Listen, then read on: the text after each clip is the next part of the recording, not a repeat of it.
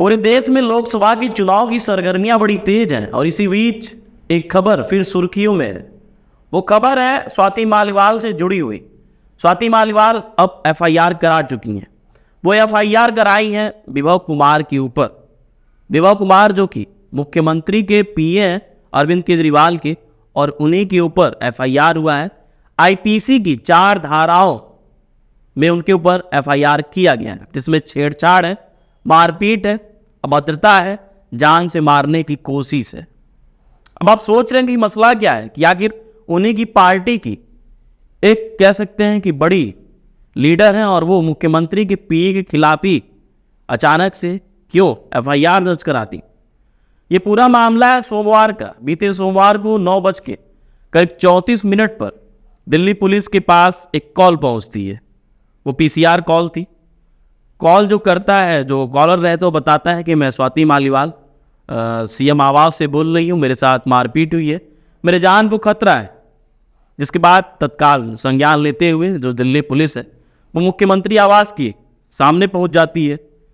थोड़ी देर बाद कुछ स्वाति मालिवाल जो है सिविल लाइन थाने पहुंचती हैं, कोई एफआईआर दर्ज नहीं कराती और लौट आती हैं। जिसके बाद ये खबर बड़ी तेजी के साथ सोशल मीडिया पर वायरल होनी शुरू हो जाती है। आश्चर्य की बात, जो आम आदमी पार्टी लगातार बेटी की सुरक्षा को लेके तमाम जगहों पे बीजेपी को आड़े हाथ लेती है, और उसी पार्टी की एक बड़ी नेता के साथ, वो भी सीएम आवास के अंदर, ऐसी अभद्रता होती है। तो न तो आम आदमी पार्टी के ऑफिशियल अकाउंट से कोई बात निकलकर सामने आती है कि क्या चीज़ है, क्या सच्चाई है, और न ही केजरीवाल कुछ कहते हैं और न ही उनके कोई बड़े नेता कहते हैं। मंगलवार को अचानक से एक प्रेस कॉन्फ्रेंस करते हैं संजय सिंह। संजय सिंह कहते हैं कि हाँ, एक निंदनीय घटना घट गई है। स्वाति मालिवाल जो कि हमारी पार्टी के वरिष्ठ नेता हैं, नेत्री हैं, उनके साथ ऐसा दुर्व्यवहार हुआ है।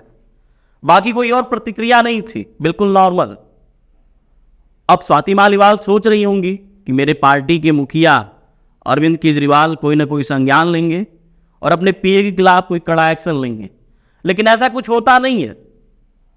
सोमवार का दिन पूरा बीत जाता है, मंगलवार का दिन पूरा बीत जाता है, बुधवार का दिन भी पूरा बीत जाता है। इसी बीच बुधवार को तो ये खबर फैल गई कि स्वाति मालिवाल कहाँ गायब हो गई, क्योंकि कहीं स्वाति मालिवाल का आता पता नहीं। स्वाति मालिवाल जो कि राज्यसभा से सांसद भी हैं और दिल्ली महिला आयोग की अध्यक्ष भी हैं, सबसे कम उम्र की वो दिल्ली महिला आयोग की अध्यक्ष भी बनी हुई हैं। जिसके बाद उनके पति का एक बयान आता है। वो एक चैनल को इंटरव्यू देते हुए कहते हैं कि स्वाति मालिवाल की जान को खतरा है। अब सभी लोग सोचने लगते हैं कि आखिर स्वाति मालिवाल गई कहाँ, क्योंकि कुछ तो अता पता नहीं लग रहा था। इसी बीच कल स्वाति मालिवाल बाकायदा एफआईआर दर्ज कराएंगे। वो एफआईआर विभव कुमार के ऊपर हुआ है। अब इस मामले में जो राष्ट्रीय महिला आयोग है उसने भी संज्ञान में ले लिया और दिल्ली पुलिस को कहा है कि 3 दिनों के भीतर आप पूरी घटना का रिपोर्ट हमको पेश करिए। जिसके बाद बीती शाम को जो दिल्ली पुलिस के अतिरिक्त पुलिस अधीक्षक हैं पीएस कुशवाहा, वो भी तत्काल स्वाति मालिवाल के घर पहुंचते हैं और करीब 4 घंटे वो वहां पर रहते हैं। 13 मई को जो घटनाक्रम हुआ था पूरी जानकारी लेते हैं। जिसके बाद 10 टीमों का गठन हो गया है और इसमें क्राइम ब्रांच को भी जोड़ दिया गया है।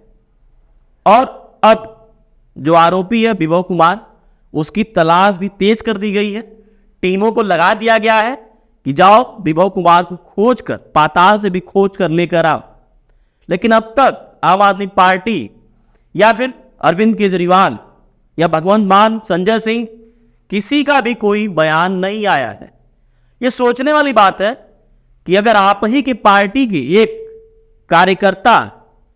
कार्यकर्ता नहीं बल्कि एक कह सकते हैं कि बड़ा नेता, बड़ा चेहरा, उसके साथ आप ही की पीए के द्वारा अभद्रता किया जाता है, उसके साथ मारपीट की जाती है, जान से मारने की धमकी दी जाती है, गाली गलौज किया जाता है, उसके बाद भी, वो भी आपके आवास में ही, उसके बाद भी आप चुप हैं। सर जी ऐसी चुप्पी क्यों है?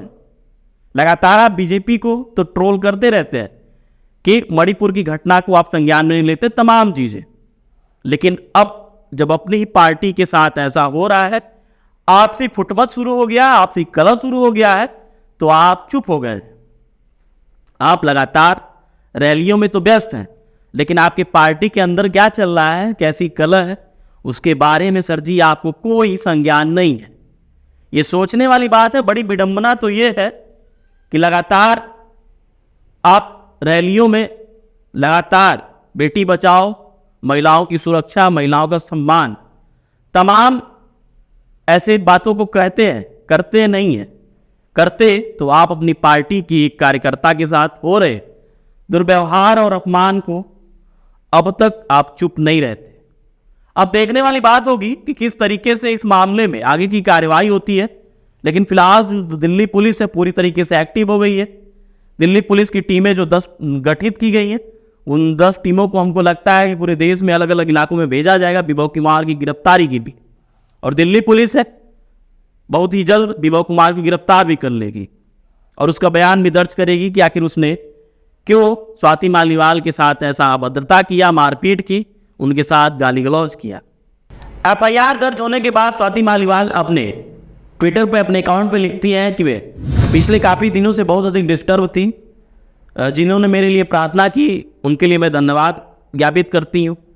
और वो तमाम चीज़ों को लिखती हैं। आप स्क्रीन पर देख पा रहे होंगे किस तरीके से अपने दर्द को स्वाति मालीवाल एक्स पर लिखकर शेयर करती हैं।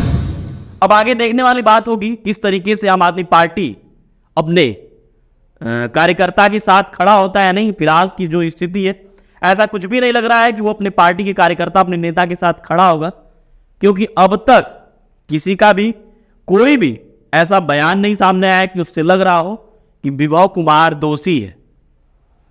साथ ही में यह भी बात चर्चा में है कि हो ना हो जो स्वाति मालीवाल के साथ जो घटना घटी है वो अरविंद केजरीवाल की पत्नी सुनीता केजरीवाल की वजह से हुई है। वही पीए से बोलकर स्वाति मालीवाल के ऊपर ऐसा जो घृणित और निंदनीय कृत्य है, उनके साथ मारपीट है, वो कराई। क्योंकि तमाम ऐसे नेताओं का बयान भी सामने आ रहा है। फिलहाल अब ये जांच का विषय है। दिल्ली पुलिस अपना काम करना शुरू कर दी है, लेकिन लोकसभा चुनाव के बीचों बीच अचानक आम आदमी पार्टी के साथ ऐसा होना कहीं ना कहीं उसके रणनीतियों को, उसके कामों को और उसके तरीकों के ऊपर सवाल उठाएगा। वजह यह है कि उसके पार्टी के बड़े नेता के साथ ऐसा अगर हो रहा है तो बहुत ही निंदनीय और घृणित है, और कोई और नहीं कर रहा बल्कि मुख्यमंत्री का पीए कर रहा है। तो ये बेहद निंदनीय और घृणित कृत्य है।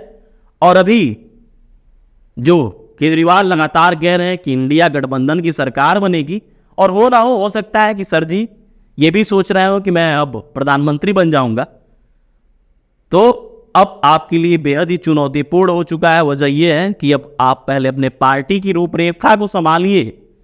जिस ढर्रे पे आपकी पार्टी चल रही है उसका अवलोकन करने की ज़रूरत है, और आपको अपने पार्टी के अंदर बेहद ही निम्न स्तर से सुधार करने की भी ज़रूरत है।